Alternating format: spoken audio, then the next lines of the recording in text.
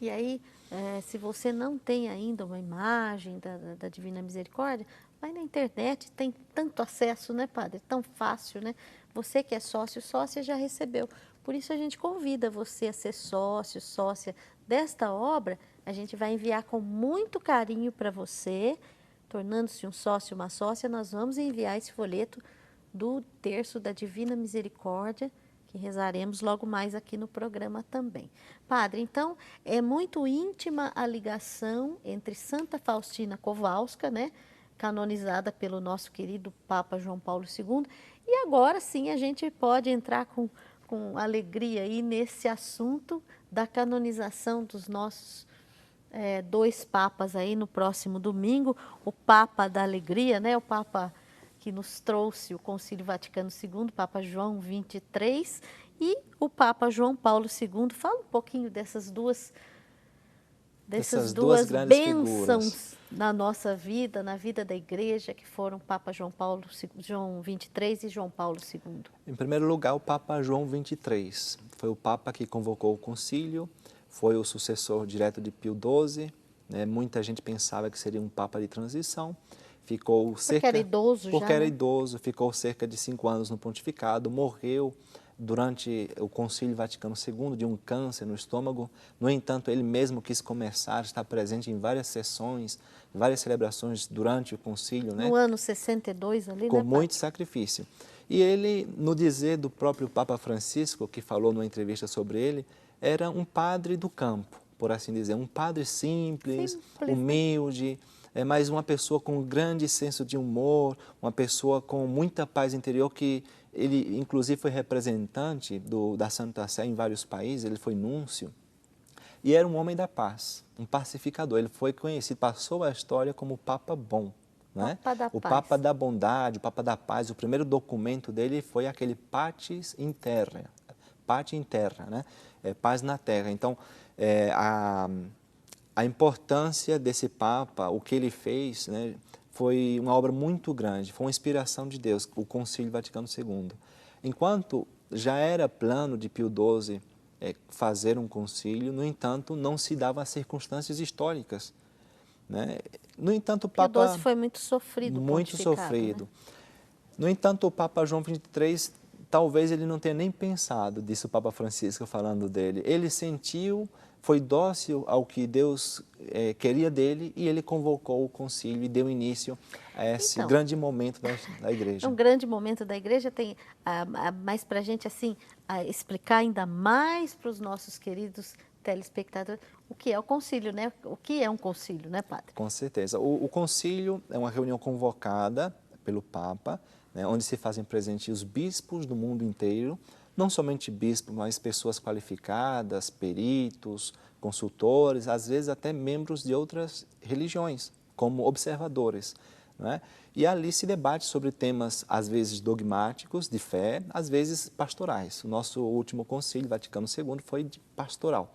A vida da igreja, né? A vida da igreja, como a igreja atuar. Essa era a finalidade colocada por João 23. Ele queria apresentar a mesma doutrina da igreja, rica, de 2000 anos, porém com roupagens novas, E ele né? até diz De um modo aquela diferente. frase, né, padre? Vamos abrir as janelas da igreja, né? Que o Espírito Santo venha, né? Não foi o sopro do Espírito Santo, assim? Então, muito sugestivo, ele era muito expressivo, é muito conhecido um discurso chamado Discurso da Lua, né? Que ele fala para os pais que estão vendo ele ali, que voltem para casa, que abracem suas crianças, que digam que o Papa está rezando por eles. Era Que um Papa beleza, da né? Da bondade, família que também, né? cativou muita gente. Né? Essa foi a figura, assim, poucas palavras de João 23, um homem muito muito piedoso, muito humilde, Transpirava piedade, né? muito cuidadoso nos seus exercícios de piedade. Ele tem um livro que se chama Diário da Alma, né? Que foi Olha que boa dica para a gente ler. muito boa dica, Diário da Alma, compilado pelo seu secretário, os escritos, os diários do Daí a próprio Papa. importância que a gente falou de escrever, né, padre? Exatamente. Né? Desde quando ele era seminarista até os seus A últimos sua vida, então. dias de A pontificado. sua vida ali. Ele mesmo pôde dizer em uma das frases desse diário: minha vida está mais nessas páginas do que em qualquer outro lugar. Né? E se a gente começar a ler, a gente entra em contato com a alma que está em união com Deus. A gente começa a ver um Papa desde dentro. Preciso ler esse livro, padre. Precisa ler. Preciso ler esse livro. E você também, né? Vamos falar de novo o nome, padre? Diário da Alma. Né? Diário da Alma. A gente não confunda com a história de uma alma que é de Santa Terezinha. Aí é Diário da Alma, né? De João 23. De Papa João 23, daqui a pouco São João 23, né? Então a gente vê esse homem, essa bênção de Deus que foi o Papa João 23 na nossa vida, né? E também, aí, no mesmo domingo, o nosso querido João Paulo II, né, padre? O nosso querido João Paulo, querido e grande, ele, podemos dizer que ele foi um Papa Magno. Né? As pessoas grandes na história da Igreja, os grandes papas... São chamados, né? De Magno. Poderíamos até chamar João Paulo Magno, porque ele foi o homem escolhido por Deus para fazer a Igreja atravessar um milênio, né? Nossa, do segundo para o terceiro milênio. E teve o terceiro pontificado maior da história, quase 27 anos. Então não é para pouco, né? Não, não é, não. Eu me lembro bem quando ele foi eleito, foi um momento bonito assim na vida da igreja, eu era bem jovenzinha, e a gente vê que nós, eu, por exemplo, cresci, fiquei adulta no pontificado de João Paulo II, e a gente cresceu com ele na fé, não é, padre? Que ele nos ensinou, né? E um Papa tão acessível, tão familiar, né? Quem não chegou, de alguma maneira, a ter um contato com João Paulo II? Quantas vezes ele esteve no Brasil? 3 vezes. Pois é. Visitou todo o Brasil. E uma coisa muito interessante, as pessoas contam como testemunham, as pessoas que se encontravam no meio das multidões, tinham a sensação de ter falado com o Papa. No entanto, ao terem somente visto o Papa olhado para elas, olhado para a multidão, cada pessoa sente ou sentia, segundo o testemunho de muitas pessoas que a gente sabe, que tinha falado com o Papa. Era um homem de Deus, um homem que tinha o dom de, mas, assim, de se comunicar. A atmosfera em volta dele era de uma paz e de uma coisa divina mesmo, né? Irradiava essa santidade, paz, né? a santidade. Né? Uma coisa interessante também, se você me permite até fazer uma interpretação da figura de João Paulo II. Claro que sim, padre, à vontade. O próprio nome dele, João Paulo, que nós não sabemos exatamente as razões que moveu ele a escolher esse nome, provavelmente pelo seu sucessor imediato, João Paulo I, que ficou somente 30 dias no pontificado. Né? Mas João e Paulo, né? Os dois grandes apóstolos da igreja. João, aquele que tinha aquela profundidade teológica, que pôs no seu evangelho a vida de Jesus Cristo desde um ponto de vista bem profundo, né? Chamava Jesus Cristo do Verbo, o Verbo de Deus, o Verbo se fez carne. O Verbo encarnado, o Verbo encarnado. E também João, que acolheu a Maria. Acolheu a Maria, foi o discípulo amado que Jesus disse para que ele acolhesse em sua casa, a acolhesse consigo.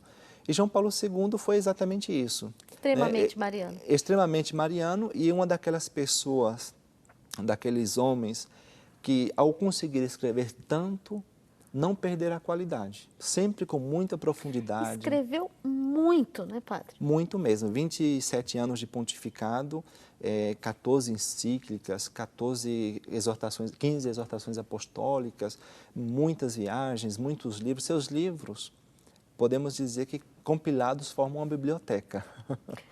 O senhor disse ainda que cada casa da congregação tem, né? Nós tivemos a graça de receber do nosso fundador, o padre Carlos Miguel Buela, em cada seminário, as obras completas de João Paulo II. E eu pensei que quando chegassem esses livros, seria um volume mais ou menos de 20, 30... Sim, né?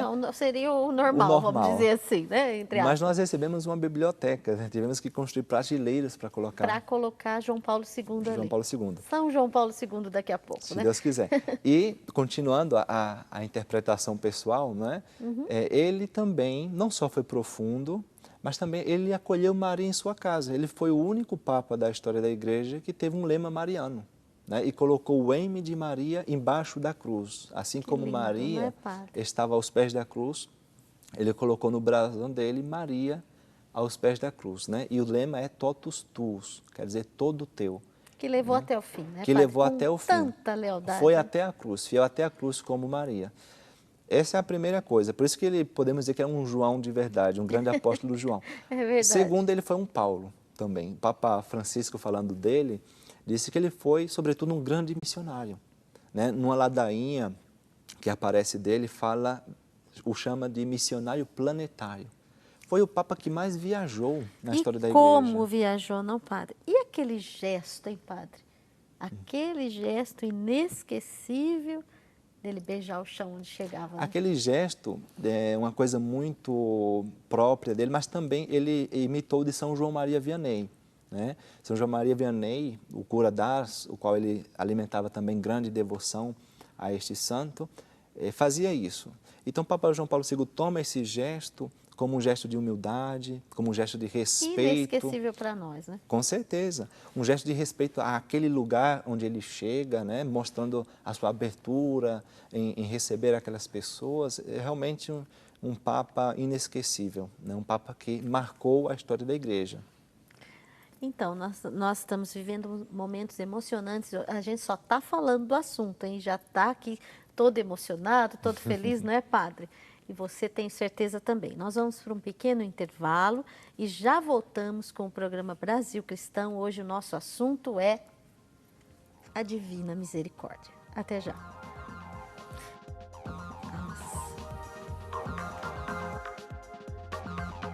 O zelo missionário o levou até o Papa, e ele implorou por uma licença de se dirigir também a lugares onde não havia cristãos. Conheça um pouco da história de São Luís Maria Grignon de Montfort na página 14 da revista Brasil Cristão.